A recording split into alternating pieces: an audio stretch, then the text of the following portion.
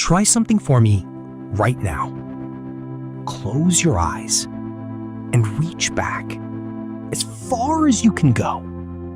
Your earliest memory. A room, a face, a birthday candle.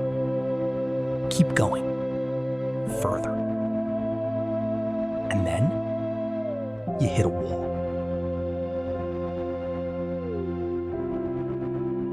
For almost everyone alive, that wall sits in the same place, somewhere around your 3rd or 4th birthday. Behind it, nothing. A blank. But here's the part that should stop you cold. Behind that wall are the most important years you will ever live. The years you learn to walk, to talk, to recognize the face of the person who raised you. You were there for every second of it. So why can't you get back in? This has a name. Infantile amnesia. Sigmund Freud pointed at it over 100 years ago. Adults, he noticed, draw an almost total blank on their first years of life. And it isn't just you. It isn't bad luck or a bad memory. It's universal.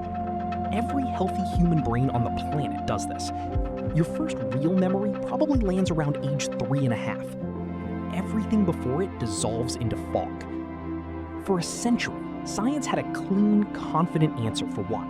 It was in every textbook. And in just the last few years, that answer has quietly fallen apart because researchers finally put babies inside a brain scanner and watched what happened. Here's the explanation you've probably heard. A baby's brain isn't finished. The part that records memories, a little seahorse-shaped structure called the hippocampus, is still under construction. So the story went, a baby simply can't save memories yet. There's no recording, nothing to forget. Case closed. It's tidy. It makes sense. And it's wrong. In March 2025, a team at Yale did something almost nobody had managed before. They slid wide-awake babies, some as young as 4 months, into an MRI scanner, showed them pictures, and watched their brains in real time. And the hippocampus lit up. When a baby's memory center fired harder the first time it saw an image, that baby was more likely to recognize the image later. Translation? From around their first birthday, babies are already forming real memories. The recording light is on. So if the camera was rolling the whole time, the question gets a lot stranger. It's not, why didn't your brain save your childhood? It's, your brain did save it. So where did it go? There are 2 big ideas for what happens next, and the second one will get under your skin. Idea 1, your brain overwrites itself. In your first years, your brain is growing at a speed it will never hit again, pumping out new cells, wiring and rewiring on the fly. In 2014, a neuroscientist named Paul Franklin showed what that costs. In young mice, that flood of brand new brain cells physically remodels the memory circuit, and in doing so, it paves over memories that were already there. Picture renovating a house while the photographs are still hanging on the walls. The walls get rebuilt, the photos don't survive. When he slowed that growth down, the memories lasted.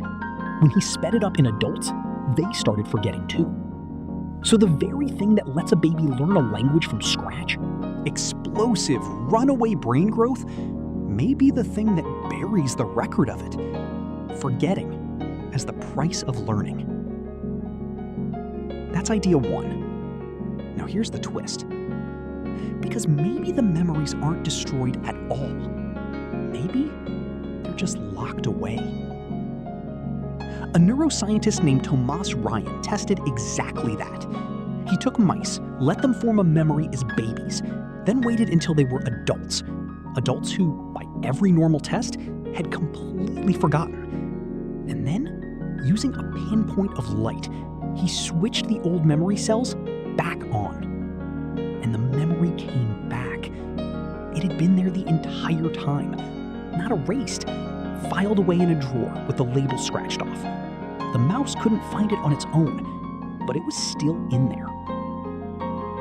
Now, careful here. This was done in mice, with tools we can't point at a human brain. Nobody has switched on a person's lost baby memories. But the implication is staggering. Forgetting your childhood might not be a deletion at all. It might be a locked door. So why does the door open earlier for some people than others? Here's a clue the "it's just biology" story can't explain. The wall moves, depending on the language and the culture you grew up in. To hold a true memory of your own life, you seem to need two things that arrive around the same time: words to wrap the memory in, and a sense of self, an I that things happen to. Before those click into place, experiences may not get filed as your story. And cultures build that I differently. Adults in many Western countries report a first memory around 3.5. In some East Asian cultures, where the family story matters more than the individual one, it tends to land a little later. And the Maori of New Zealand, a culture rich in detailed spoken storytelling, have some of the earliest first memories ever recorded. In one well-known study, around 2.5. It even comes down to your parents. Kids whose families reminisce in rich, specific detail. Remember the red boat? Remember how cold the water was?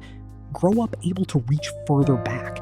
The story you're told becomes the memory you keep.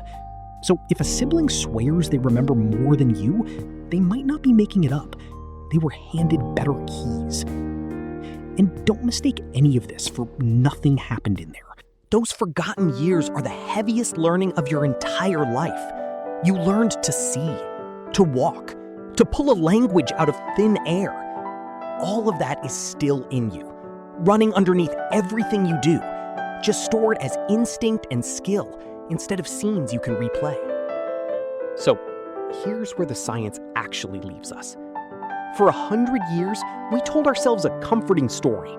You don't remember being a baby because there was nothing to remember. The brain hadn't switched on yet. That story is dead. The camera was rolling. The memories were made.